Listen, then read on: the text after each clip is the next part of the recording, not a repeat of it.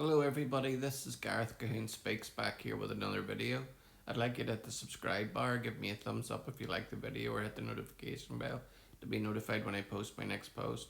Or otherwise you can donate to my ministry and the charities that I support at garethcahoon3@gmail.com on PayPal. This one here is a good news story for a change. Israel expands Pacific presence with new Fiji embassy in Jerusalem, growing regional partnerships. Israel's Foreign Minister Gideon Sa'ar inaugurated Israel's new embassy in Fiji on Tuesday, marking a significant expansion of diplomatic ties between the two countries following Fiji's decision to open an embassy in Jerusalem in September of 2025.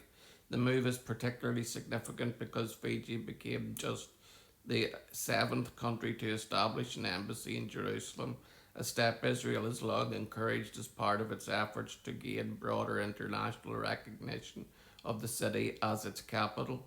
The reopening of Israel's embassy in Suva also comes as Jerusalem seeks to expand its diplomatic footprint in the Pacific region and deepen ties with countries that have supported Israel in the international forums. Israel has maintained diplomatic relations with Fiji since 1970 and operated an embassy in Suva for several years before it was closed in the mid 1990s due to budget cuts at Israel's Ministry of Foreign Affairs. Speaking at the ceremony in Suva, Sar said, "This is a historic day. Today's move is a clear expression of our intent to deepen our friendship with Fiji and the Pacific Island countries." Sar also highlighted the religious and cultural bonds between the two countries. Fiji is a majority Protestant Christian nation with sizable Hindu and Muslim minorities. He praised Fiji's decision to open an embassy in Jerusalem, saying, "Your bold decision reflects your friendship, moral leadership, and deep connection to the holiest of holy lands. You laid a stone in the ancient walls of Jerusalem in the living history of Jerusalem. The Jewish people are a nation that remembers, and we will never forget it."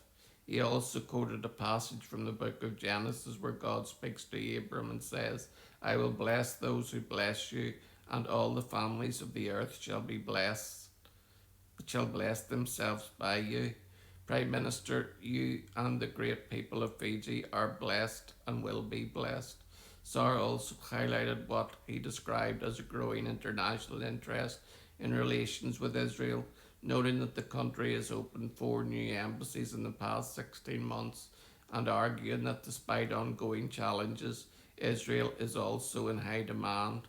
"My foreign policy," he continued, "is that Israel will invest in our friends, and Fiji is a true friend of Israel. We appreciate Fiji's friendship and support in multilateral forums. We want to share Israel's innovation and knowledge with Fiji in agriculture, water, energy, technology, and more." He said the embassy in Suva would serve as a springboard for expanding relations with other Pacific Island nations, which he described as having significant untapped potential and a strong foundation for future cooperation. While focusing primarily on bilateral relations, Sar also addressed Israel's broader security challenges, including ongoing hostilities with Hezbollah in Lebanon. He reminded Fijian Prime Minister Sitivie Rabuka of his service in the UN peacekeeping mission in Lebanon, noting that Rabuka is familiar with many of the security issues facing Israel. For their part, the Fijian Ministry of Foreign Affairs issued a statement saying that the historic relationship between the two countries, which was based on a shared experience of being former British colonies that managed to build independent states, now rests more on practical cooperation that responds to the challenges and opportunities of today. The statement went on to say that Fiji welcomed opportunities to strengthen collaboration with Israel in areas where its globally recognized expertise can benefit the country in healthcare, digital transformation, cybersecurity, agriculture, and food security. Security cooperation was another key area of discussion, with both countries recognising the need for greater collaboration and capacity building, combating illicit drugs, and addressing the growing threat of transnational organised crime. The meeting reflects a continued commitment to both Fiji and Israel to deepen bilateral relations and explore new areas of cooperation that deliver tangible benefits for their people. During the ceremony, Sar and Rebuka also signed two agreements: a declaration of intent on cooperation in national security and a memorandum of understanding on cooperation and diplomatic training. The agreements build on earlier political, military, economic, and cultural arrangements between the two countries and are intended to further strengthen bilateral ties.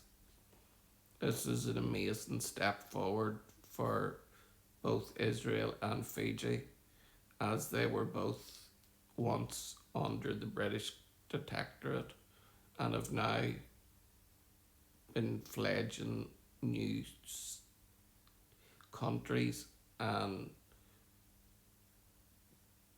Jerusalem as Israel's capital, and Fiji has aligned herself with Israel and the Jewish people, and this will only bring the blessing of God down on Fiji and their people. Shalom, Maranatha, and Hallelujah, and God bless Fiji.